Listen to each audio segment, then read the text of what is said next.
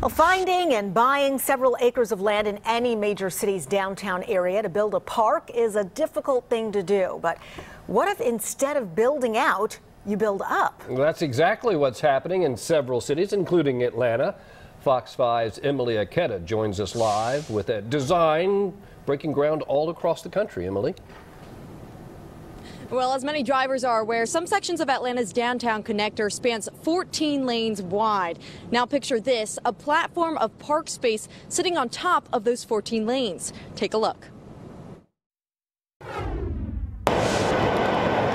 There's a new push to add traffic to Atlanta's notoriously strapped highways, that is, foot traffic.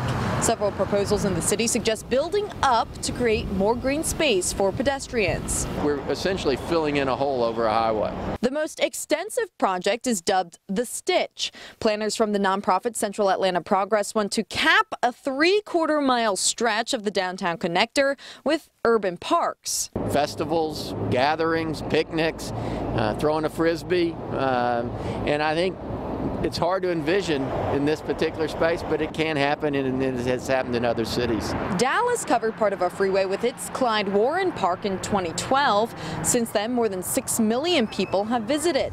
Lead designer Jim Burnett says several dozen cities are currently considering deck parks, cities like Seattle, Denver, and Pittsburgh. As the demand and the resurgence of people moving back to cities becomes more significant, public open space is also significant. The Stitch is expected to cost $300 million.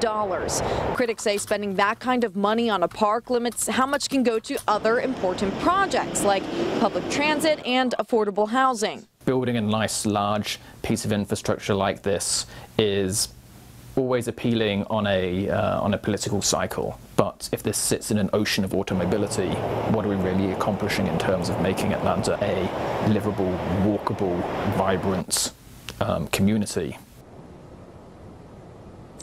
And the Stitch's progress is currently being held up by a feasibility study, which will then only greenlight the hunt for funding. So in terms of when we could actually see a deck park hit a highway here, well, we're talking at best several years. Live in Atlanta, Emily Aketa, Fox 5 News. All right. Thanks so much, Emily.